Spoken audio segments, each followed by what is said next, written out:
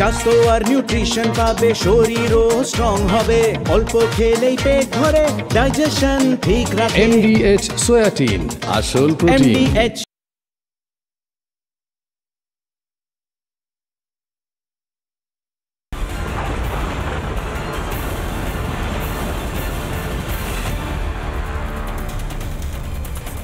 আজকে টিএমসিপির সভা থেকে, প্রতিষ্ঠা দিবস থেকে মমতা ব্যানার্জি এবং অভিষেক ব্যানার্জি যা যা বললেন তাই নিয়ে আলোচনা করার মতো পরিস্থিতি কেন তৈরি হচ্ছে জানেন? কারণ শেষ হাতিয়ার হুমকি, হুঁশিয়ারি, হুমকি, থ্রেট।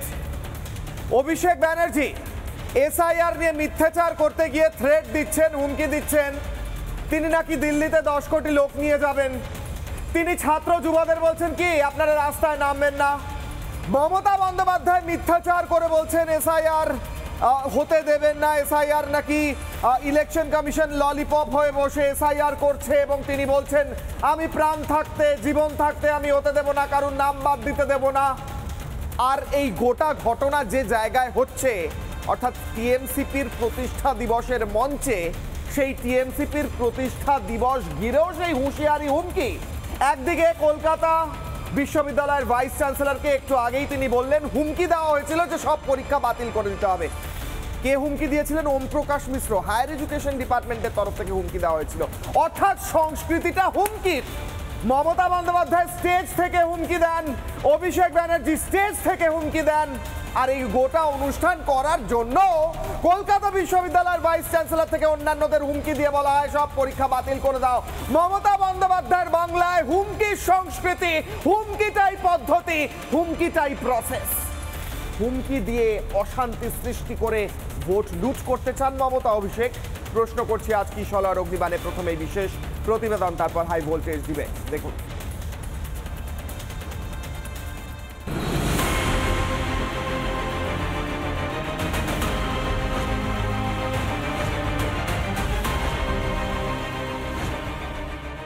লক্ষণ প্রসাদ আমার ভাই। হ্যাঁ, আর বাবা আমার জগদীশ প্রসাদ, বাবা আমার। এনারা কোথায়? এনারা মারা গেছে দুজনেই। কখন মারা গেছেন? 1 সাল পর্যন্ত হয়ে গেছে। আপনার তো এটা তো 2025 সালের ভোটার লিস্ট, আপনাদের নাম রয়েছে তো? এবার কি করবো, আমি দিয়ে দিছি সব জমা। এখনো পর্যন্ত ভোটার তালিকায় নাম, এইটা তো সমরদের। হ্যাঁ, এইটা তো সমরদের ডেথ সার্টিফিকেট।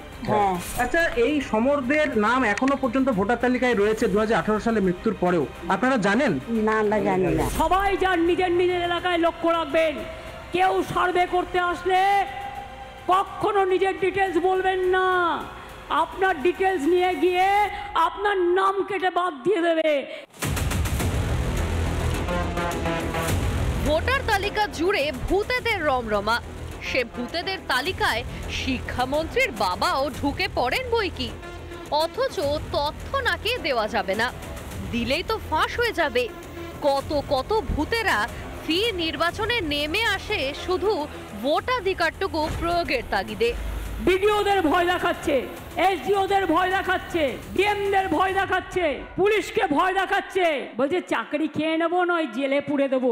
আমি বলি ইলেকশন কমিশন আসে আর যায়, তারপরে কিন্তু রাজ্য সরকার থাকে। ইলেকশন কমিশনের আয়ু ইলেকশন চলাকালীন 3 মাস। কার নামে কে দেখালো ভয়? কমিশন চলে যাবে, সরকার রয়ে যাবে, এ তো সরাসরি হুমকি। এ পথেই ভোট চুরির চেষ্টা তবে।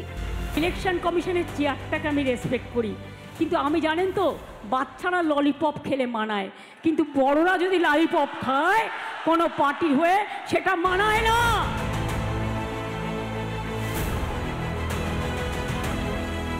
রাজ্য জুড়ে তৃণমূলের ললিপপ থুরি ভুয়ো ভোটার আধার বিলি আটকে যাওয়ার ভয়।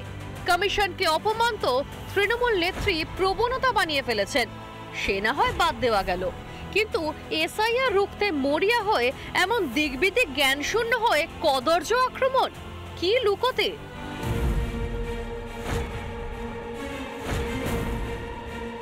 ভোটার কার্ড 2011-র পর হয়েছে। হ্যাঁ, 2011-র পর হয়েছে। কিভাবে বানালে? তুই কথা বলছি, আমি টাকা দিয়ে করছি স্যার। কত টাকা? 17,000 টাকা। বাংলাদেশ থেকে এসছো কবে? 2 মাস। তা 2 মাস থেকে আসার পর তোমার আধার কার্ড হয়ে গেছে, আর থাকছো কোথায় এখন? ঘুনি। এসআইআর হবেই, সে রক্ষার ক্ষমতা যে নেই তা বিলক্ষণ টের পেয়েছেন মমতা অভিষেক। তাই এবার দাঁত নখগুলো বেরিয়ে আসছে একে একে। এসআইআরের বিরুদ্ধে আমাদের লড়াই চলবে। যদি একটা বাংলার মানুষের মৌলিক বা ভোটাধিকার বিজেপির সরকার কাটতে চায়, তাহলে 10 লক্ষ লোক নিয়ে দিল্লির রাজপথ তৃণমূল কংগ্রেস ঘেরাও করে কত ধানে কত চাল আছে প্রমাণ করবে। মমতা অভিষেকের প্রাণান্তকর এই আক্রমণ দেখলেই বোঝা যায় এসআইআর এর ভয় কতটা জাঁকিয়ে বসেছে।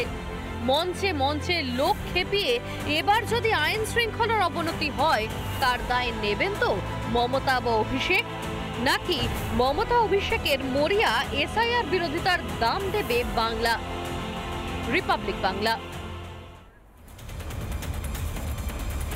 টিএমসিপির প্রতিষ্ঠা দিবস গুরুত্বপূর্ণ একটি দিন আপনাদের কাছে। দিনটাকে এরকম খিল্লির পর্যায়ে, হাসির পর্যায়ে কেন নিয়ে যাচ্ছেন জানি না। অভিষেক ব্যানার্জি বলছেন 10 লক্ষ লোক নিয়ে দিল্লি গিয়ে দিল্লি ঘেরাও করবেন। কয়েক বছর আগে কিছু লোক নিয়ে ঘেরাও করতে গিয়েছিলেন, তারপর পুলিশ তুলে দেয়, তখন অনেক কান্নাকাটি হয়েছিল, কান্নাকাটি করেছিলেন আপনারা, গণতন্ত্র এই সেই নানা কথা বলেছিলেন। কিন্তু দিল্লিতে আইন শৃঙ্খলা ভাঙলে দিল্লি পুলিশ তো ব্যবস্থা নিয়েছিল, আবার নেবে হয়তো, ছেড়ে দিলাম। মমতা বন্দ্যোপাধ্যায় এবং অভিষেক বন্দ্যোপাধ্যায় টিএমসিপির মঞ্চ থেকে আজকে যা যা বললেন, এবং মূলত অভিষেক বন্দ্যোপাধ্যায় যখন বললেন, প্রশ্ন করলেন ছাত্র যুবরা কি নামবে না রাস্তায়? ছাত্র যুবরা কেন নামবে রাস্তায়? ছাত্র যুবরা এই জন্য নামবে রাস্তায় কারণ আপনার রাজ্যে চাকরি নেই, শিক্ষা নেই, তাই জন্য সেগুলো বাদ দিয়ে ছাত্র যুবরা আজ এই ভুয়ো একটি ইস্যু নিয়ে রাস্তায় নামবে, যেখানে আসলে রাস্তায় নামার মতো কিছুই নেই। ভুয়ো ভোটারদের নাম বাদ যাবে আর ছাত্র যুবরা রাস্তায় নামবে। কেন ভুয়ো ভোটারদের নাম বাদ যাচ্ছে সেই নিয়ে হুমকি, হুঁশিয়ারি, থ্রেট, এটা হচ্ছে যে কোনো মানুষের একটা শেষ পর্যায়ে নিজের কাজ হাসিল করানোর পদ্ধতি। শেষ পর্যায়ের পদ্ধতিটা যখন নিয়ে ফেলেছেন মমতা বন্দ্যোপাধ্যায় এবং অভিষেক বন্দ্যোপাধ্যায়, বোঝা যাচ্ছে বাকি দরজাগুলো বন্ধ হয়ে গিয়েছে। কিশলার অগ্নিবাণে প্রথম অগ্নিবাণ, প্রথম প্রশ্ন, যেখান থেকে আজকের হাই ভোল্টেজ ডিবেটে যাব। প্রথম অগ্নিবাণ, প্রথম প্রশ্ন, জুজুর নাম এসআইআর, বারে বারে তাই হুমকি হাতিয়ার। সরকারি কর্মচারীদের হুমকি দিচ্ছেন, বলছেন এখানেই কাজ করতে হবে। সাধারণ মানুষকে হুমকি দিচ্ছেন। তৃণমূল কর্মী এবং তথা সেখানে যে যারা ছাত্র যুব বলেন আপনারা, তাদের মধ্যে অনেকেই বহুদিন কলেজ ছেড়ে বেরিয়ে গিয়েছে, মনোজিতের মতো ছাত্র যুবরাও সেখানে রয়েছে, তাদেরকে বলছেন রাস্তায় নেমে অশান্তি পাকাতে। হয়তো আপনি অশান্তি পাকাতে বলছেন না, রাস্তায় তো নামতে বলছেন। রাস্তায় নেমে করবে কি তারা? দিল্লি গিয়ে ঘেরাও করতে বলছেন। এইভাবে এসআইআর আটকানো তো যাবে না, সত্যিই যাবে না। ভালো ওয়েল উইশার হিসেবে অ্যাডভাইস দিচ্ছি, এভাবে যাবে না। আজকের হাই ভোল্টেজ ডিবেটে যাব, প্রশ্ন করব আমার সঙ্গে যারা উপস্থিত রয়েছেন। একদিকে কলকাতা বিশ্ববিদ্যালয়ের উপাচার্য স্পষ্ট জানাচ্ছেন, ওম প্রকাশ মিশ্র তো এক প্রকার ফোন করে হুমকি দিয়েছিলেন যে আজকে পরীক্ষাটা বাতিল করতেই হবে। শোনেনি কথা, কেউ শুনলো না, পরীক্ষা তো হলো, তেমনই এসআইআরও হবে।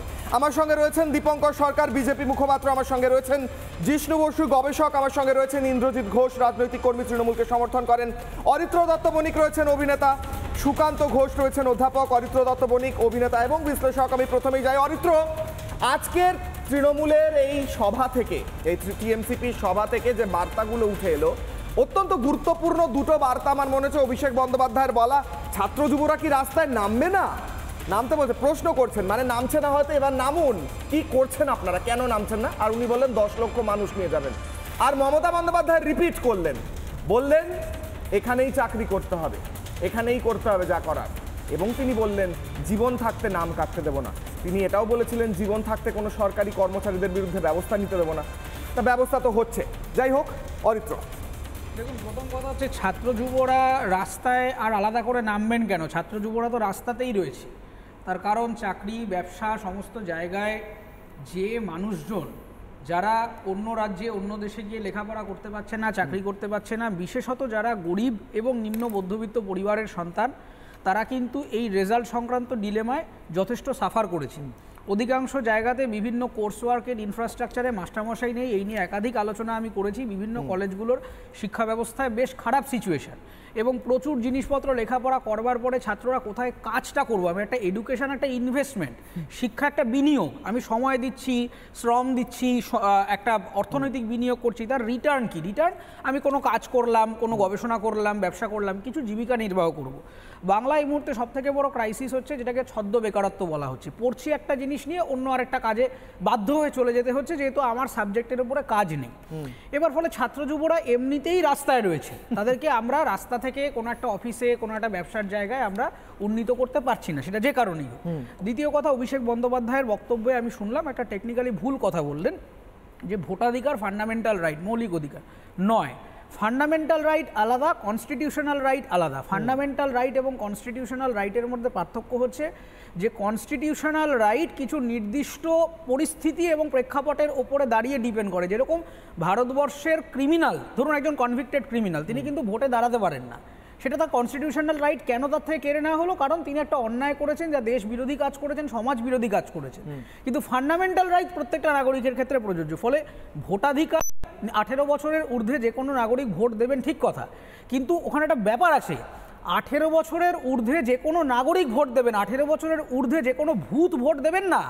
ফলে ভূত পেতনিদেরকে ভোটাধিকার দেওয়া হয়নি, দেওয়া হয়েছে সমস্ত প্রাপ্তবয়স্ক ভারতীয়দের, জাতি ধর্ম বর্ণ নির্বিশেষে আপনারা ভোটাধিকার দিন। আমাকে একটা কথা বলুন, যে উনি একটা কথা বললেন আমি শুনলাম যে আমাদের লড়াইটা এসআইআর এর বিরুদ্ধে। কেন এসআইআর এর বিরুদ্ধে হবে? এসআইআর একটা স্ট্যাটিউটরি প্রসেস। আমার প্রশ্ন হচ্ছে, আমার কাছে যতটুকু আমি জানি 2003 সালের পরে আর এসআইআর হয়নি। এত বছর কেন হয়নি সেটা নিয়ে আমার নাগরিক হিসেবে প্রশ্ন আছে। তার কারণ প্রত্যেক বছর নতুন ভোটার আসছেন, পুরনো কিছু মানুষের মৃত্যু হচ্ছে, অথবা মানুষ এক জায়গা থেকে আরেক জায়গায় শিফট করছেন, সেখানে ভোটাধিকারের মধ্যে অনেক ডেটা ডুপ্লিকেশন আছে। এই রিভিশনটা প্রয়োজন। আমাদের লড়াই যেটা নিয়ে হওয়ার কথা, এই এসআইআর প্রসেস নিয়ে, যেটা সুপ্রিম কোর্ট ক্লিয়ারলি বলেছেন, যাতে কোনো যোগ্য নাগরিকের নাম বাদ না যায়। এটা তৃণমূলের অবস্থান হতে পারে, আমার সেই নিয়ে কোনো আপত্তি নেই, কিন্তু উনি প্রথমেই বললেন আমি এসআইআর করতে দেবো না। এসআইআর করতে দেবো না মানে তোমার অন্য কোনো একটা ইন্টেনশন রয়েছে। তুমি বলো এসআইআর করতে দেবো, কিন্তু একজন নাগরিকও যদি যোগ্য নাগরিকের ভোটাধিকার যায় কোনো টেকনিক্যাল ত্রুটির জন্য, তার জন্য লড়াই হবে। দ্বিতীয় কথাটা হচ্ছে, আপনি যেটা সেকেন্ড যে জায়গাটা ঢোকার চেষ্টা করছেন যে এটা নিয়ে এত সমস্যা কিসের, দেখুন আমার প্রশ্নটা খুব সিম্পল। আজকে 2026-এ ভোট আসছে বলে এত ভোট ভোট ভোট ভোট ইত্যাদি নিয়ে কথা হচ্ছে। আমার প্রশ্ন স্পেসিফিকভাবে অভিষেক বন্দ্যোপাধ্যায়ের কাছে, যে আপনি একজন পলিটিশিয়ান হিসেবে, আপনি একজন রাজনীতিবিদ হিসেবে, আপনার সংগঠনের পক্ষ থেকে বিগত 5 বছরে কটা অ্যাওয়ারনেস ক্যাম্পেইন করেছেন যে ভোট কেন ইম্পর্টেন্ট?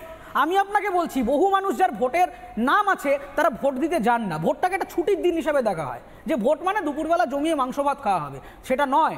কজন মানুষের কাছে বোঝানো হয়েছে যে আপনার ওই একটি ভোট নষ্ট করবেন না, আপনি যাকে খুশি ভোট দিন, যে কোনো দলকে ভোট দিন, কিন্তু ভোটটা দিন। 18 বছরের ঊর্ধ্বে একটা মানুষের কনসাসনেস তৈরি করানোর জন্য কটা অ্যাওয়ারনেস ক্যাম্পেইন তৃণমূল কংগ্রেসের পক্ষ থেকে করা হয়েছে। এই যে নতুন প্রজন্মে, প্রত্যেকবার দেখবেন যে ভোটের সময় কিন্তু বারবার করে বলা হয় যে এই বছর আমাদের অনেক বেশি ফোকাস হচ্ছে ইয়ং প্রজন্মের ভোটাররা আমাদেরকে বেশি পরিমাণে কনস্টিটিউশনাল রাইট। অভিষেক ব্যানার্জি তো বলছেন ছাত্র যুবরা রাস্তায় নামছেন না কেন? রাস্তায় নামতে হবে, রাস্তাতে রয়েছেন। আমার কনক্লুডিং রিমার্ক এটাই, যে নতুন প্রজন্মের মানুষদেরকে আপনারা বোঝাতে চাইছেন, সেই নতুন প্রজন্মের মানুষদেরকে আপনারা শিক্ষা দিতে পারেননি, সেই নতুন প্রজন্মের মানুষদেরকে চাকরি দিতে পারেননি। ফলে আপনি আজকে একজন নেতা হিসেবে যার কাছে ভোট চাইছেন, সেই মানুষটাকে আপনি ভুল বুঝিয়ে বোকা বানিয়ে রেখেছেন, এবং তার থেকে ভোটাধিকারটা আপনি ক্লেম করছেন। তাকে আগে বোঝান যে যাকে ভোট দিয়ে নির্বাচিত করছে তার থেকে নাগরিক হিসেবে আমার কি পাওয়ার রয়েছে, আমি কি ফেরত পাবো। ভোটটা মানুষের প্রতিনিধিত্ব করবার জন্য, ভোটটা দলবাজি গুন্ডামি করবার জন্য নয়। আজকে যে সমস্ত ছাত্ররা ওখানে হাজার হাজার ছাত্রছাত্রী গেছেন, বহু ছাত্রছাত্রী গেছেন, খুব ভালো কথা, সে তাদের সংগঠনের প্রোগ্রাম, কিন্তু কজন প্রশ্ন করেছেন যে ক্যাম্পাসিং কেন কলেজে হয় না? কজন প্রশ্ন করেছেন ছাত্র যে আজকে ভালো ব্যবসায় বড় ইনভেস্টমেন্ট নিয়ে কেন ছাত্রদেরকে স্টার্টআপ কালচার কেন হয় না? এই নিয়ে আলোচনা হোক। হ্যাঁ, মমতা বন্দ্যোপাধ্যায় স্টেজ থেকে বলছেন এনআরসি করে মৌলিক অধিকার কেড়ে নেওয়া হচ্ছে। মমতা বন্দ্যোপাধ্যায় স্টেজ থেকে বলছেন জীবন বেঁচে থাকতে, জীবন থাকতে একটাও নাম বাদ যেতে দেব না। মমতা বন্দ্যোপাধ্যায় স্টেজ থেকে বলছেন সরকারি কর্মচারীদের এখানেই কাজ করতে হবে ভোটের পরেও। হুমকি হুঁশিয়ারি দিয়ে এসআইআর বন্ধ করা যায়? ইন্দ্রজিৎ, আপনি নিজে মনে করেন হুমকি হুঁশিয়ারি দিয়ে একটা সরকারি প্রসেস, একটা ইলেকশন কমিশনের প্রসেস বন্ধ করা যায়, নাকি বোকা বানাচ্ছেন মমতা বন্দ্যোপাধ্যায়? বলুন। এই বয়স যেন ভীরু কাপুরুষ নয়, পথ চলতে এ বয়স যায় না থেমে, এই বয়সে তাই নেই কোনো সংশয়, এ দেশের বুকে 18 আসুক নেমে। আজকে 28 আমাদের আবেগের, কারণ আমি যেখান থেকে ছাত্র রাজনীতি শুরু করেছিলাম আজ থেকে প্রায় ধরতে গেলে 20-22-23 বছর আগে, এই 28শে আগস্ট আমরা মনে করি আমরা যেতাম দল বেঁধে ছাত্র রাজনীতিতে এবং আজও গিয়েছি। আর মমতা বন্দ্যোপাধ্যায় যে কথাটা বলেছেন সম্পূর্ণ ঠিক বলেছেন। এবং এই যে এসআইআর, আসলে ব্যাপারটা কি জানেন তো, অরিত্র একটা কথা বলল যেখান থেকে যে 2003-এ সম্ভবত লাস্ট এসআইআর হয়েছে, তারপরে এসআইআর হওয়া প্রয়োজন। এসআইআর মানে হচ্ছে সামগ্রিকভাবে নাম তালিকাটা বাদ যাবে কি যাবে না এর একটা প্রসেস। কিন্তু তার মানে কি 2003-এর পর থেকে 2005, 2010, 2008 যারা যারা মৃত ব্যক্তি তাদের নাম কি এখনও রয়েছে তালিকায়? না। আমরা জানি যারা রাজনীতি করি তাদের প্রত্যেকের কাছে, প্রত্যেকটা রাজনৈতিক দলের কাছে একটা করে ভোটার লিস্ট যায়, ভোটার তালিকা যায়, যেটা হচ্ছে প্রতিটা নির্বাচনের আগে বাড়ি বাড়ি স্ক্রুটিনি হয়। সেটা তৃণমূল কংগ্রেসও দেয়, কংগ্রেসও দেয়, সিপিএমও দেয়, বিজেপিও দেয়। যারা যারা যে বাড়িতে কেউ মারা গেছে, লেট ভোটার, যে কোনো জায়গা থেকে তার রেসিডেন্সিয়াল চেঞ্জ হয়েছে, সেখানে শিফট হয়ে গেছে, এইরকমভাবে বিভিন্ন তালিকা প্রতি নির্বাচনের আগে নির্বাচন কমিশনকে জমা করতে হয়। তা সেক্ষেত্রে নির্বাচন কমিশন ঝাড়াই বাছাই করে দেখে টেকে বাদ দেয়। এবার কি হচ্ছে, সামগ্রিকভাবে এখন বলা হচ্ছে যে এসআইআর করা হবে। কেন না, যেসব মৃত ব্যক্তি বা যারা চলে গেছেন এইসব বাদ দেওয়া। ইন্দ্রজিৎ এগুলো সবাই জানে, বলছি। কিন্তু তাহলে আপত্তি কেন? মমতা বন্দ্যোপাধ্যায় আপত্তি করছেন কেন? এনআরসি করে নাম বাদ দিয়ে দিচ্ছে মমতা ব্যানার্জি। কোথায় এনআরসি হয়েছে? কারণ এনআরসি হবে না। কোথায় হয়েছে এনআরসি? এনআরসি হবে না বলছেন। এনআরসি করে নাম বাদ দিয়ে দিয়েছে, এটার বাস্তবতা এনআরসি হবে না বলছেন। এনআরসি করে নাম বাদ দিয়ে দিয়েছে, এটা তো পাস্ট টেন্সে আছে, এটা তো অতীতকালের কথা। প্রচুর মানুষ এনআরসি করে নাম বাদ দিয়ে দিয়েছে, পশ্চিমবঙ্গের কার নাম বাদ দিয়েছে এনআরসি করে? শুনুন, আজকে দিনে দাঁড়িয়ে যেহেতু আর মাত্র 6-7 মাসও আছে নির্বাচন, তার আগে চেষ্টা চলছে একটা যুদ্ধকালীন তৎপরতায় এমন ভাবে একটা এসআইআর করার যাতে প্রচুর সংখ্যক মানুষের নাম বাদ দিয়ে দেওয়া হয়েছে। একটা নাম বলুন আমায়। মানুষ যাতে ভোট না দেয়। আজকে আপনি চিন্তা করুন তো, 1 বছরের বেশি কিছু সময় হয়েছে, আমাদের এমপি ইলেকশন গেছে, আর সেই ইলেকশনে আপনি আমায় বলুন মমতা ব্যানার্জি হুঁশিয়ারি কেন দিচ্ছেন, হুমকি কেন দিচ্ছেন, সরকারি কর্মচারীদের হুমকি কেন দিচ্ছেন? এনআরসি কবে হয়েছে? এনআরসি করে নাম কোথায় বাদ দিয়েছে? এতগুলো ভুল তথ্য, আপনি কি মনে করেন ভুল তথ্য? এই যে না ভুল তথ্য না, সেই পথে নিয়ে যাওয়া হচ্ছে। এনআরসি করে নাম বাদ গেছে, কবে গেছে? আরে সেই পথে নিয়ে যাওয়া হচ্ছে। আচ্ছা আপনি বলুন না, উত্তম রাজবংশীকে এনআরসি ধরানো হয়েছে, তিনি বলেননি। উত্তম রাজবংশী, আমি কোট আন কোট বলছি, আপনি বলুন না এনআরসি করে নাম বাদ দিয়ে দেওয়া হচ্ছে, আপনি আমাকে উত্তরটা দিন। উত্তম রাজবংশী এদেশের নাগরিক কি নাগরিক না, তার এসআইআর এর নাম থাকবে কি থাকবে না? ডিজেন বাবুর নাম থাকবে কি থাকবে না? ব্রাত্য বসুর বাবার নাম থাকবে কি থাকবে না? অঞ্জলিশীলের নাম থাকবে কি ব্রাত্য বসুর বাবার নাম থাকবে কি থাকবে না? ব্রাত্য বসুর বাবার নাম থাকবে না। কিন্তু নির্বাচন কমিশন কি করেছে? ব্রাত্য বসুর বাবার নাম থাকবে কি থাকবে না? নির্বাচন কমিশনের কাছে বাবার নাম থাকবে কি থাকবে না? নেট ভোটার হিসেবে নাম জমা পড়েছে। ব্রাত্য বসুর বাবার নাম থাকবে কি থাকবে না? শুনুন, উত্তম রাজবংশী, ব্রাত্য বসুর বাবা, উত্তম রাজবংশী বলুন, ব্রাত্য বসুর বাবার নাম থাকবে কি থাকবে না? উত্তম রাজবংশীর নাম যদি না থাকার হয় বাদ দেবে, আমার তাতে কিছু এসে যায় না। ব্রাত্য বসুর বাবার নাম কেন আছে? ইচ্ছাকৃতভাবে গুলিয়ে দেওয়ার চেষ্টা করছেন। ব্রাত্য বসুর বাবার নাম কেন আছে? 28 আগস্টের সভা থেকে মমতা বন্দ্যোপাধ্যায় যে কথা বলেছে 100% সঠিক কথা বলেছে। তার জন্যই বলছে ছাত্র যুবদেরকে রাস্তায় নামতে হবে। জিষ্ণুদা এবং দীপঙ্কর বাবু, জিষ্ণুদা উত্তর চাইছে, তারপর দীপঙ্কর বাবু।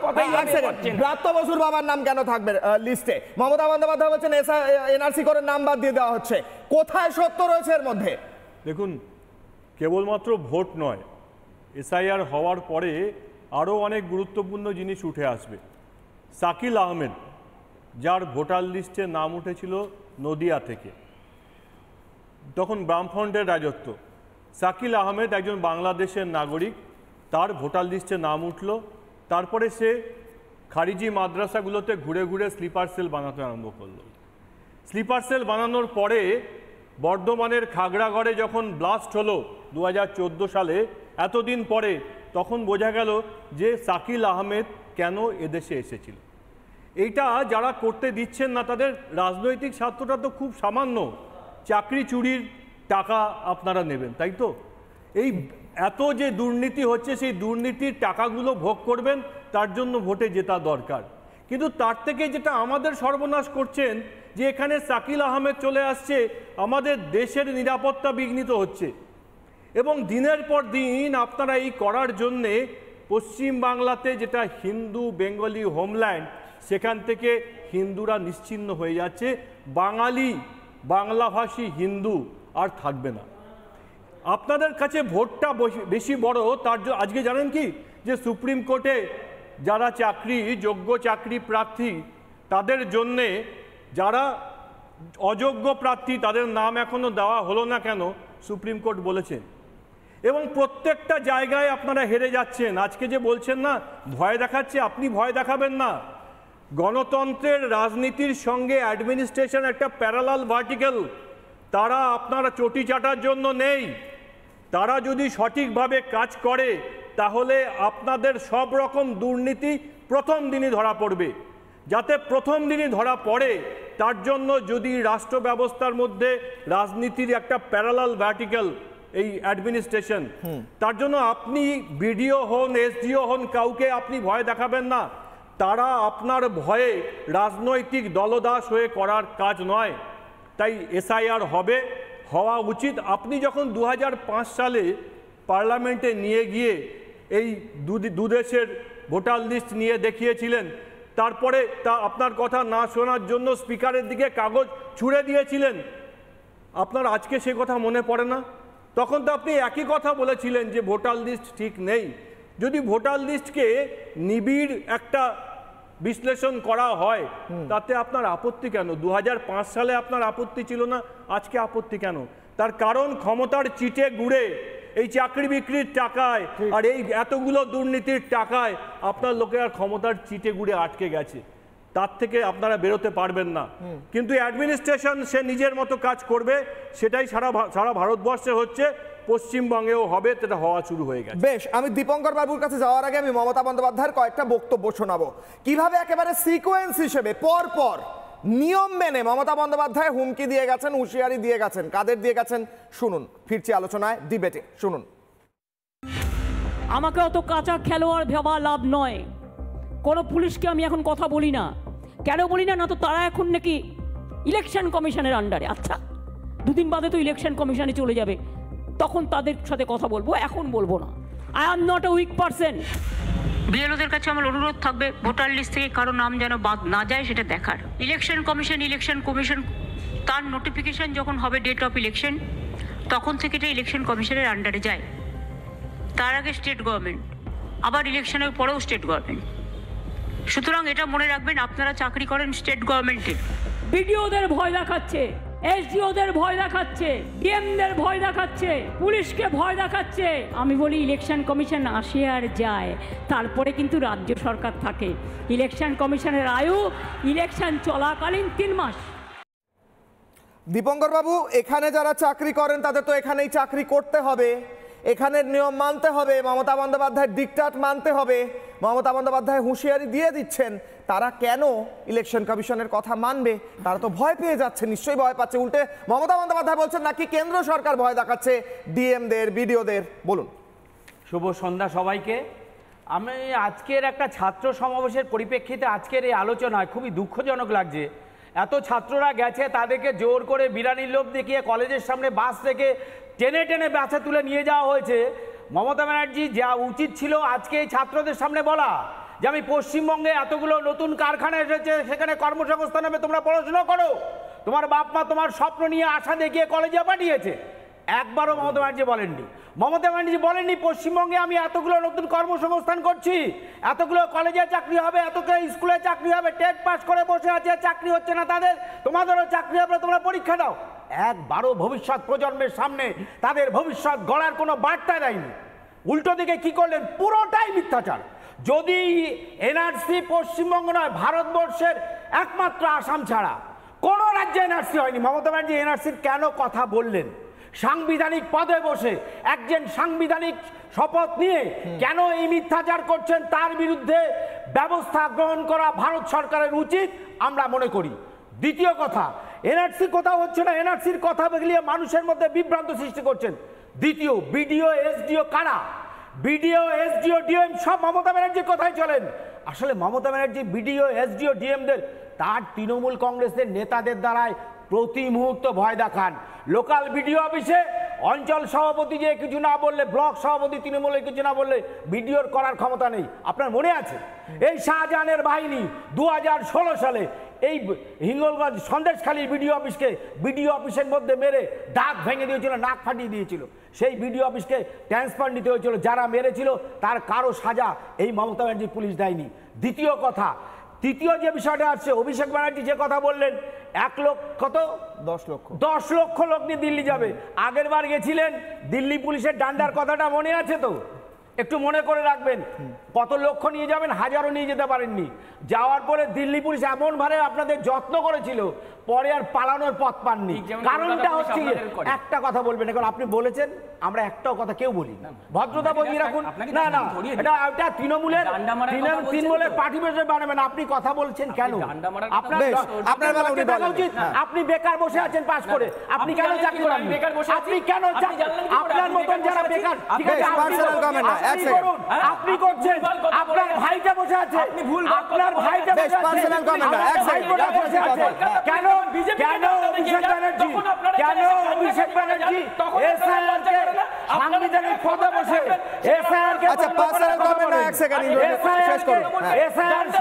নির্বাচন কমিশন সংবিধানে, আসলে প্রশ্নটা নির্বাচন কমিশন সংবিধানের 324 থেকে 329 নং ধারায় নির্বাচন কমিশনের সঠিক এবং নির্ভুল ভোটার তালিকা প্রণয়ন করে সর্বপ্রধান কাজ। স্যার এখানে আছেন, সেই নির্বাচন কমিশন তার সাংবিধানিক দায়বদ্ধতা থেকে এসআইআর করছে। কি করে ডায়মন্ড হারবারে ভোট চুরি করে জেতা একজন সাংসদ, কি করে সেই নির্বাচন কমিশনের কাজে বাধা দেওয়ার কথা বলেন, কিভাবে বাধা দেওয়ার কথা বলেন, কিভাবে বাধা দেওয়ার কথা বলেন? আসলে তৃণমূলের ঘরে এরকম মালগুলো এখনো রয়ে গেছে, যারা কিনা এই জায়গায় বসে বেকারদের কাজের কথা বলে না। এসআইআর বন্ধ করার, এসআইআর বন্ধ, এসআইআর তো হবে না, তৃণমূল কংগ্রেস চলে যাবে, আরে তৃণমূল কংগ্রেস চলে যাবে, এসআইআর হবে হবে হবে। আপনি দেখতে থাকলে এই চ্যানেলে আসবেন, দেখবেন এসআইআর এর মাধ্যমে এই বাংলায় বলছে একটা নাম বাদ দিতে দেবে না।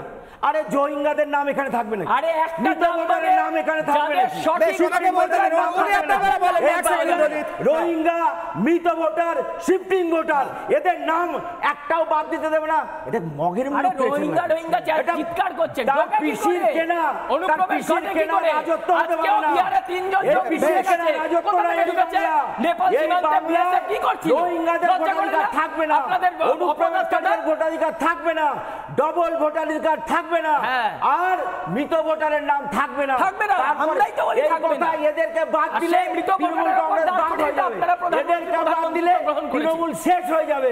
আজকে বিহার রাখার জন্য পশ্চিমবঙ্গের সামনে নির্বাচন, সেটাকে টার্গেট করছেন আপনারা, সেই টার্গেট করে পাঠাচ্ছে, যারা চিৎকার করে বিজেপি হেরে। এক সেকেন্ড, উনি আপনার বেলা বলেন এভাবে হেরো বলেই তো বিজেপি টেকে আছে। আরে কোথায় টিকে আছে? বিজেপি হেরো কে হেরো সেটা দেখা যাবে, গোটা দেশে কার সরকার রয়েছে দেখতে হবে। কেন বাদ দিতে দিচ্ছে? পশ্চিমবঙ্গে বাহিনী বসে আছে, যার নাম মমতা বন্দ্যোপাধ্যায়, পশ্চিমবঙ্গে বাঘ বসে আছে, যার নাম অভিষেক বন্দ্যোপাধ্যায়। ঠিক আছে, সুকান্ত বাবু এক সেকেন্ড, দাদা করবেন না, টিকতে পারবেন না, ওই তো চলবে না, অন্যায় চলবে। এই সুকান্ত বাবুর কাছে আছে। সুকান্ত বাবু, আমার প্রশ্ন হচ্ছে, এক সেকেন্ড দীপঙ্কর বাবু, এক সেকেন্ড, সুকান্ত বাবু আমার প্রশ্ন হচ্ছে, হ্যাঁ এই বাংলায় মার খাইনি, কেস খাইনি, জেল খাটিনি, এই বাংলায় বুঝলাম। সুকান্ত বাবু আমার প্রশ্ন হচ্ছে, মমতা বন্দ্যোপাধ্যায় সরকারি কর্মচারীদের হুঁশিয়ারি দিচ্ছে, হুমকি দিচ্ছে, তার সঙ্গে সঙ্গে বলছে এনআরসি করে নাকি লোকের নাম ভোটার তালিকা থেকে বাদ দিচ্ছে। এটা তো মিথ্যাচার। মিথ্যাচার কেন করছেন মমতা বন্দ্যোপাধ্যায়? উত্তর সুকান্ত বাবু। 2011 পরে সে নেতা। এক সেকেন্ড সুকান্ত বাবু, হ্যাঁ দেখো কিশোর, যেটা আজকে ছাত্র পরিষদের প্রতিষ্ঠা দিবস, সেখানে ছাত্র নির্বাচন হয় না। প্রতিটি কলেজে ছাত্র নির্বাচন না হওয়াতে যারা আজকে বয়স পেরিয়ে গেছে তারা আজকে ছাত্র রাজনীতির কাণ্ডারি। বলতে লজ্জা হয়, ভাবতে লজ্জা হয়। ছাত্র নির্বাচনকে আটকে রেখে ছাত্রদের কণ্ঠরোধ করেছে এই তৃণমূল কংগ্রেস। এবং সবচেয়ে বড় কথা, একটু আগে যে নামটা উত্তম কুমার ব্রজবাসী, উত্তম রাজবংশী নয়, আমার প্যানেলে যিনি বসেছেন। এবার তোমার প্রশ্নে আসে, তুমি বললে সরকারি কর্মচারী।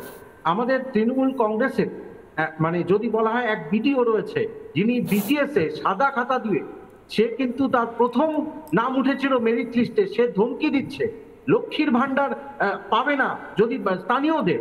একজন বিডিওকে যদি তার তাবেদার হিসেবে পরিণত করতে না পারে তখনই তাদের গাত্রদাহ হয়, তখনই একটা সরকার তাই করে। যে ছাত্র রাজনীতিতে ছাত্র নির্বাচনকে ওপর ভরসা রাখে না কিশলয়, তাদের থেকে তুমি আশা করো যে সরকারি কর্মচারীদের সাসপেন্ড করা হয়েছিল, যে কি জন্য সাসপেন্ড করা হয়েছিল কিশলয়? তাদের লগ ইন ক্রেডেনশিয়াল, খুব গুরুত্বপূর্ণ নথি তারা কিন্তু অন্য থার্ড পার্টিকে দিয়েছিল। সেই গর্হিত অপরাধ করার পরও যে সরকার চায় তাদেরকে বাঁচাতে যে একটা অন্য বার্তা যাবে যখন তারা ইলেকশন কমিশন এটা নির্দেশ পাঠায়, তাহলে তারপরে তুমি বলতে পারো একটা গণতান্ত্রিক দেশে যেখানে ছাত্র নির্বাচন সংগঠিত হয় না, তাহলে সেখান থেকে এই ছাত্রদের ঘটা করে প্রতিষ্ঠা দিবস করা মানে হচ্ছে অনেকটা পুজোর মতো, এরকম একটা কার্নিভাল তৈরি, এবং যেখানে যা ইচ্ছে বলা যায়, যেমন গো অ্যাজ ইউ লাইক, যেমন খুশি সাজো, যেমন খুশি বলো। তোমার এখানে বলা উচিত ছাত্ররা ভবিষ্যতের কর্মসংস্থান কি হতে পারে, কেন এখনো যোগ্য শিক্ষকরা কেন বসে আছে, বলা উচিত ওদেরকে যে ওরা কি কি চাকরি পেতে পারে সেটা বলা হয়। এসআইআর নিয়ে যদি ছাত্রদের রাজনীতি করার মধ্যে ঢোকাতে হয় তাহলে এসআইআর কি বোঝাতে হবে। এই যে স্পেশাল ইন্টেন্সিভ রিভিশন সেটা SSR একটা হয় কিশলয়, স্পেশাল সামারি রিভিশন, সেটা কিন্তু হয় বারে বারে। 2003-এর পর এসআইআর হচ্ছে, এসআইআর একটা বিধিবদ্ধ পদ্ধতি। তাহলে আগে এসআইআর নিয়ে তৃণমূল কংগ্রেসকে বোঝাতে হবে তাদের ছাত্রদের যে এসআইআর কি, তারপর তারা বলতে পারে এসআইআর করতে দেবে না, সেটা তো পরের কথা। তাহলে আমি আবার ছাত্র সমাজকে বোঝাতে যদি না পারি, যেখানে ছাত্র নির্বাচন করাতে না পারি, তাহলে তো সেই সরকারের প্রতি তুমি আর কি আশা করতে পারো? তারা তো সরকারি কর্মচারীকে তার প্রাপ্য সম্মান দেবে না। এবং যারা হচ্ছে এই যে 4 জনকে সাসপেন্ড করা হলো তাদের পক্ষেই দাঁড়াবে, এবং এই তাদের পক্ষে দাঁড়ানোর ফলে কি ধরনের বার্তা যাবে এই যারা ভোট দেবে? আসলে কি হয়েছে কিশলয়, পলিটিক্যাল অ্যাপাথি বলে একটা কথা আছে, রাজনৈতিক অনীহা। আমাদের এই রাজনৈতিক ব্যবস্থা তৃণমূল কংগ্রেস অনীহা সৃষ্টি করছে, যার ফলে ভোটাররা কিন্তু আদৌ ভোট দিতে যাবে কি যাবে না তারা এই সংশয়ে থাকবে যে আধিকারিকরা, সরকারি আধিকারিকরা এই ধরনের লগ ইন ক্রেডেনশিয়াল অন্যদের দিয়ে দেয় এবং তার ফলে তাদেরকে সরকার বাঁচাতে যায়। তাহলে তুমি ভোটদাতাদের কাছে কি বার্তা থাকবে? মানে একটু আগে অরিত্র বলছিল, আমার কাছে একই কথা, ভোটদাতাদের তো ভোট কেন্দ্রে নিয়ে যাওয়ার দায়িত্ব প্রত্যেকটি রাজনৈতিক দলে। সেখানে দাঁড়িয়ে আমার মনে হয় এই যে প্রতিষ্ঠা দিবস যেটা পালন হলো, এটাতে কিন্তু আর কিছু না হোক, এদেরকে শেখানো হলে এসআইআর করতে দেব না। কেন করতে দেব না তার কারণ বলা হলো না। এবং আরেকটি ঘটনা, আজকে আমি একটা পয়েন্ট অ্যাড করবো কিশলয়, শান্তা দত্ত আজকে ভারপ্রাপ্ত মানে ভাইস চ্যান্সেলর, তিনি আজকে করে দেখালেন যে নির্বিঘ্নে পরীক্ষা যত বাধাই আসুক পরীক্ষা পর্ব কোনোভাবেই আটকানো যায় না। তিনি কিন্তু মেরুদণ্ড সোজা রেখে সরকারকে বার্তা দিলেন যে প্রতিষ্ঠা দিবস বিভিন্ন রাজনৈতিক দলের হতে পারে, আপনারা করতে পারেন, কিন্তু শিক্ষাঙ্গনে রাজনীতির চোরাস্রোত বইয়ে দেওয়া যাবে না, যে রাজনীতি এটাকে আরো শিক্ষাকে তলানিতে নিয়ে যায়।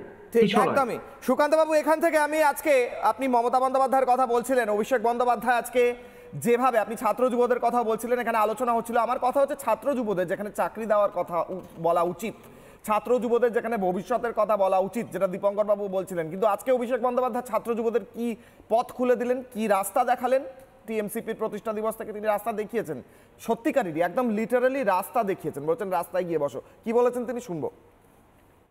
যারা এসআইআর করে আমাদের মৌলিক অধিকার কেড়ে নিতে চাইছে তাদের বিরুদ্ধে ছাত্র যুব রাস্তায় নামবে না। বর্তমান কেন্দ্রের সরকার নিজেদের সরকারের স্থায়িত্ব বাড়াতে আর নিজেদের সরকারের স্বার্থ রক্ষা করতে ভারতবর্ষ জুড়ে ভোটার বেছে নিচ্ছে। আমার আজকে দ্বিতীয় প্রশ্ন, দ্বিতীয় অগ্নিবাণ, যেখান থেকে আমি ডিবেটের নেক্সট অংশে যাব। ভুয়ো ভোটের খুব কদর, ভুয়ো ভোটের তো কদর রয়েছে, নাহলে জেতার একটা বড় মার্জিন তৈরি হবে কিভাবে, বিরোধীরা বলছেন। ভুয়ো ভোটের ভীষণ কদর, তাই উস্কানিতে অভিষেক কি দোষর হয়েছেন মমতা বন্দ্যোপাধ্যায়? ফিরবো আলোচনায়, আমি যাব ইন্দ্রজিৎকে দিয়ে শুরু করব। ইন্দ্রজিৎ, অভিষেক বন্দ্যোপাধ্যায় বলছেন ছাত্র যুবরা রাস্তায় নামবে না, আসলে সত্যিটা হলো এসআইআর এভাবে আটকানো যাবে না। অভিষেক বন্দ্যোপাধ্যায়ও জানেন, মমতা বন্দ্যোপাধ্যায়ও জানেন। অভিষেক মানু সিংভি স্পষ্টভাবে সুপ্রিম কোর্টে যখন সওয়াল করছেন, তিনি বলেছেন যে এই এসআইআর এত লম্বা একটা প্রসেস, এত তাড়াতাড়ি কেন হচ্ছে। তিনিও কিন্তু বলেনি এসআইআর হতে দেব না, আইনজীবী পর্যন্ত বলেননি। আশা করি অভিষেক মানু সিংভি মমতা বন্দ্যোপাধ্যায়কেও বলেছেন, জানেন তিনি যে এসআইআর এভাবে আটকানো যাবে না।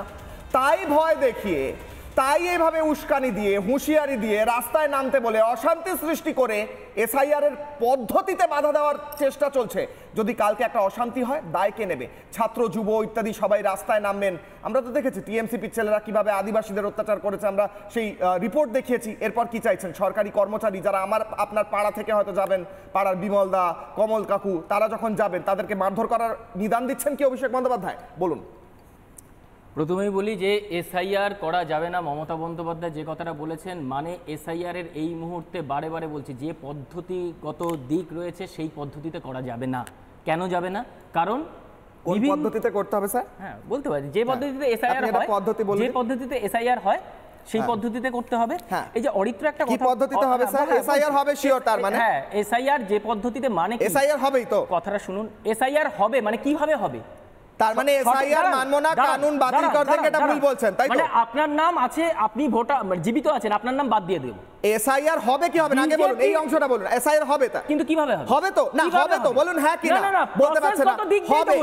এবার বলুন মমতা বন্দ্যোপাধ্যায় বলছেন কানুন হাম বাতিল করে দেন। আপনি বলুন, আপনারা যখন না তাহলে বাতিল কি করে? আগে বলুন, আপনি যখন এই এসআইআর নিয়ে না আমি আপনি উত্তর দিতে পারছেন না। এসআইআর হবে, মমতা বন্দ্যোপাধ্যায় বলছেন কানুন বাতিল করে দেন, তাহলে দুটো কন্ট্রাডিক্টরি কিনা? কবে প্রোগ্রাম শুরু করবেন? এসআইআর হবে কি হবে না? এসআইআর কবে প্রোগ্রাম শুরু করবেন? এসআইআর হবে তো। আপনি সেই দিন জানতেন যে হবে, আপনি সেই দিন জানতেন আধার কার্ড এসআইআর এর মধ্যে নথিভুক্ত আছে কিনা? হবে না। 11টা ডকুমেন্টস নথিভুক্ত আছে কিনা আপনি জানতেন? 11টা ডকুমেন্টসের নাম বলুন। প্রথমে আগে আপনি বলুন, 11টা ডকুমেন্টসের নাম বলুন। আধার কার্ড ছিল, আধার কার্ড ছিল না, সুপ্রিম কোর্টে যেতে হয়েছে। আগে বলুন আধার কার্ড ছিল না, সুপ্রিম কোর্টে। আপনার কাছে উত্তর নেই, আপনার কাছে উত্তর নেই। এক সেকেন্ড আমি প্রশ্ন দ্বিতীয় যে অগ্নিবাণ বললেন যে ভুয়ো ভোটারদের কদর কেন? ভুয়ো ভোটারদের দুটো কারণে কদর। একটা তো ওই ভোটটা তিনি পেতেন না, সে ভোটারই নয়। দ্বিতীয় হচ্ছে ভুয়ো ভোটারদের মনে ভয় আছে যে তারা ভোটার নয়। পশ্চিমবঙ্গ এমন একটা রাজ্য যেখানে একটা বিধানসভা ভোট হওয়ার পরে ৬২ জন বিরোধী রাজনৈতিক কর্মী খুন হয়। সারা ভারতবর্ষে আর একটা রাজ্য দেখান যেখানে এতজন মানুষের প্রাণ দিতে হয়।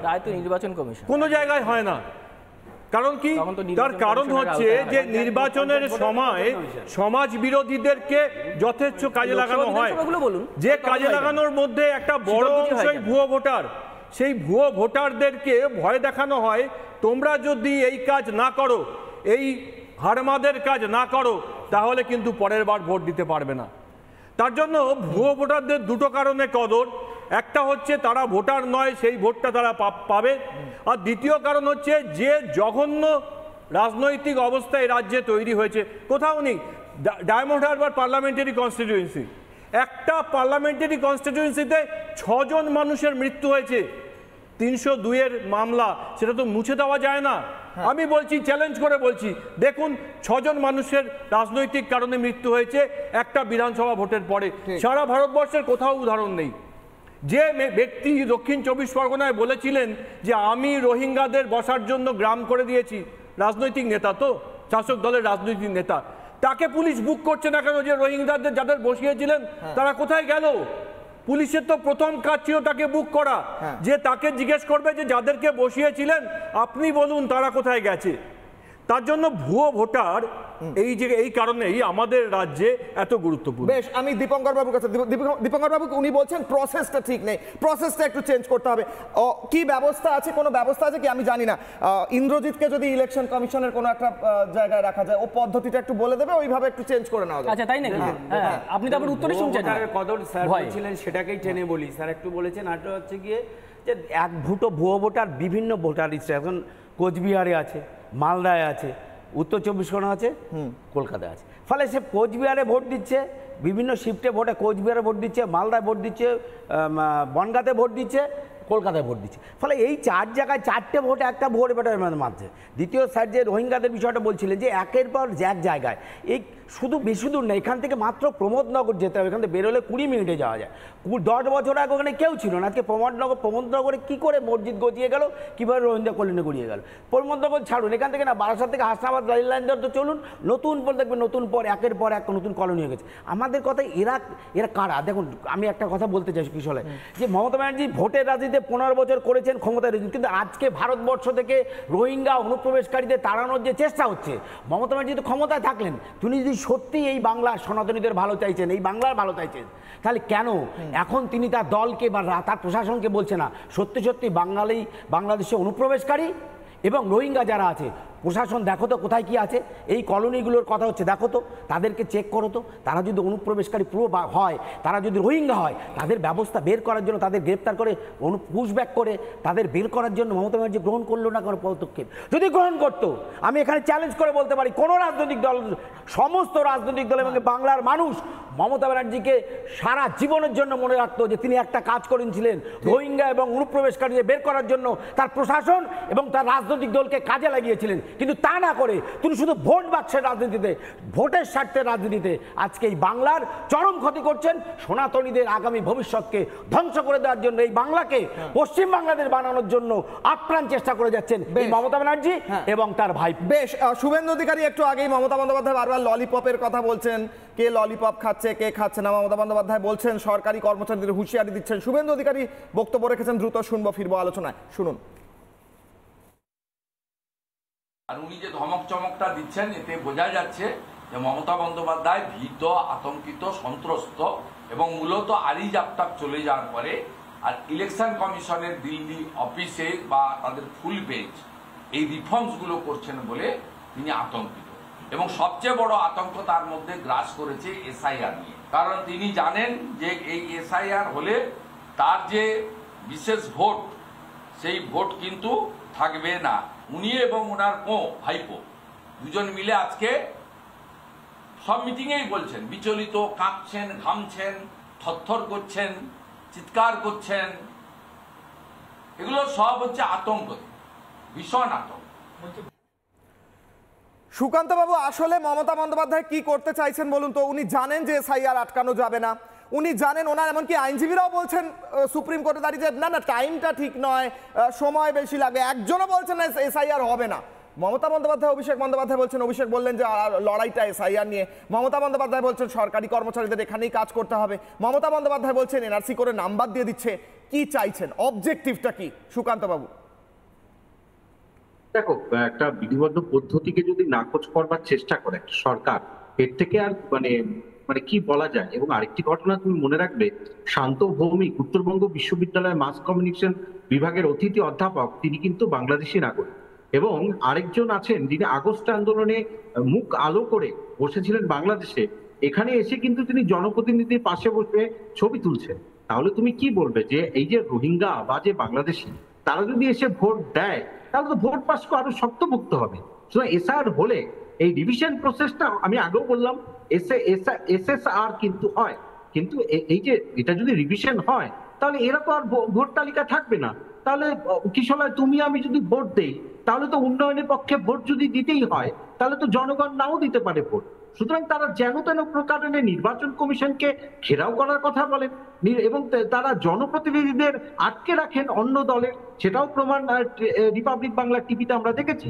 সুতরাং মমতা বন্দ্যোপাধ্যায়, আর এটা আরেকটি ঘটনা যে মৌলিক অধিকার রক্ষার জন্য সুপ্রিম কোর্ট রয়েছে, আমাদের কনস্টিটিউশন রয়েছে। সুতরাং মৌলিক অধিকার রক্ষার জন্য ইলেকশন কমিশন কারো থেকে ভোটাধিকার কেড়ে নেবে না, কিন্তু কোন বাংলাদেশি রোহিঙ্গা যারা মঞ্চ আলো করে, বিশ্ববিদ্যালয় আলো করে। একদম সময় কম, 30 সেকেন্ড অরিত্র, কনক্লুডিং কমেন্ট। না, লোক খেপানোর রাজনীতি চলছে। হ্যাঁ, অভিষেক বন্দ্যোপাধ্যায়ের কথায় আমি খুবই অনুপ্রাণিত হয়েছি এবং ছাত্র যুবদের পথে নামতে বলেছেন, আমি ওনার সাথে পথে নামবো। যদি সেই মিছিলের সামনে মনোজিৎ মিশ্রকে আমি দেখতে পাই তাহলে আমি পথে নামবো। এই যদি ছাত্র যুবর নমুনা হয়, যে ছাত্র যুবকে সারাদিন পাশে নিয়ে আপনারা ছবি তুলেছেন, আর যখন ধর্ষণের মামলায় ফেঁসে যাচ্ছে তখন ছাত্র যুবর দায়টা আপনারা ঘাট থেকে ছেড়ে নিচ্ছেন। প্রত্যেকটা কলেজে যখন মাদকের আসর বসছে তখন আপনারা ছাত্র যুবদের হাত থেকে ক্ষমতা কেড়ে নিচ্ছেন।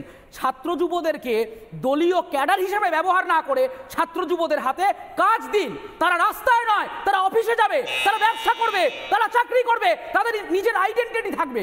ছাত্র যুবদেরকে রাস্তায় নামিয়ে আপনারা প্রত্যেকটার স্ট্র্যাটেজিটা এক লাইনে বলে দিচ্ছি। স্ট্র্যাটেজিটা খুব সিম্পল। ইনি জানেন যে বাংলার মানুষের মধ্যে রাজনীতি সংক্রান্ত অ্যাওয়ারনেস কম, তাই উনি প্রথমে বাংলা ও বাঙালি নিয়ে বললেন, এদিকে নিজে প্রশাসন চালান, প্রত্যেকটা জায়গায় বসিয়ে রেখেছেন অবাঙালিকে, একজন বাঙালি ভালো আধিকারিকের কোনো জায়গা নেই। উনি প্রত্যেকটা জায়গায় তারপরে বাংলা ও বাঙালি হয়ে যাওয়ার পর এখন চলে এলো এসআইআর। আমি স্পেসিফিক ভাবে বলছি ভুয়ো ভোটার একাধিক জায়গায় রয়েছে এবং ওনার যদি মনে হয় কারোর যদি যোগ্য ভোটাধিকার চলে যায় সুপ্রিম কোর্টে যাবে, তার রিভিশন ফর্ম আছে, সেই ব্যবস্থা সময় নেই। 10 সেকেন্ড 10 সেকেন্ড। আজকে বাংলার জন্য অত্যন্ত গুরুত্বপূর্ণ একটা দিন। কলকাতা বিশ্ববিদ্যালয়ে প্রমাণ করেছে যে রাজনৈতিক চোখ রাঙানোতে বাঙালি শিক্ষিত মানুষ আর ভুলবে না। সুপ্রিম কোর্ট আজকে রাজ্য সরকারকে কানে ধরে বলেছে যে যারা অযোগ্য প্রার্থী তাদের নাম দাও। ঠিক তাই বাঙালির জন্য আজকে 28 তারিখ অত্যন্ত গুরুত্বপূর্ণ। বেশ, এখানে আমার শেষ করতে হচ্ছে। আজকে যেখানে দাঁড়িয়ে স্টেজে দাঁড়িয়ে যেখানে অভিষেক বন্দ্যোপাধ্যায় বলছেন ছাত্র যুবরা রাস্তায় নামুন, রাস্তায় নেমে হেঁটে চাকরি করতে যান বললে বুঝতাম। রাস্তায় নেমে কি বলছেন? এসআইআর এর বিরোধিতা করুন। এসআইআরটা কি? ভোটার লিস্ট সংশোধন। মানে দাঁড়াচ্ছে? মানেই দাঁড়াচ্ছে না। একদম শেষ পর্যায়ে এসে দাঁড়িয়েছে ভুয়ো ভোটারের বিরুদ্ধে লড়াই এবং ভুয়ো ভোটারের পক্ষে লড়াই। কে জিতবে 26-এ দেখা যাবে। ছোট বিরতির পর ফিরছি বড় ব্রেকিং নিউজ নিয়ে। দেখতে থাকুন রিপাবলিক বাংলা।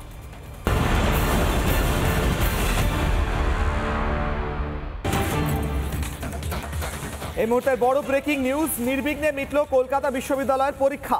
মাঠে মারা গেল টিএমসিপির দাদাগিরি। অনেকবার চেষ্টা হয়েছিল পরীক্ষা বন্ধ করতে টিএমসিপির প্রতিষ্ঠা দিবসে, তা হলো না। 30,000 পরীক্ষার্থী পরীক্ষা দিয়েছেন। প্রথমার্ধে 96% উপস্থিতি ছিল, দ্বিতীয়ার্ধে 95% উপস্থিতি ছিল, অর্থাৎ পরীক্ষা সম্পূর্ণ নির্বিঘ্নে হয়েছে। কলকাতা বিশ্ববিদ্যালয় কর্তৃপক্ষ জানিয়ে দিল কোনোভাবেই পরীক্ষায় কোনো অসুবিধে হয়নি। কি বলছেন উপাচার্য শান্তা দত্ত দে? তিনি বলছেন, আমি প্রথম থেকেই সিদ্ধান্তে অনড় ছিলাম, আমরা জানতাম পরীক্ষা নির্বিঘ্নেই হবে। তারই সঙ্গে সঙ্গে তিনি এও জানান চাপ সৃষ্টি করা হয়েছিল পরীক্ষা পিছিয়ে দিতে, কিন্তু তা করতে সক্ষম হয়নি যারা চাপ দিয়েছিল এবং বিশেষ করে টিএমসিপি কর্তৃপক্ষ বা শাসক দল। নির্বিঘ্নে মিটল কলকাতা বিশ্ববিদ্যালয়ের পরীক্ষা। মাঠে মারা গেল টিএমসিপির দাদাগিরি।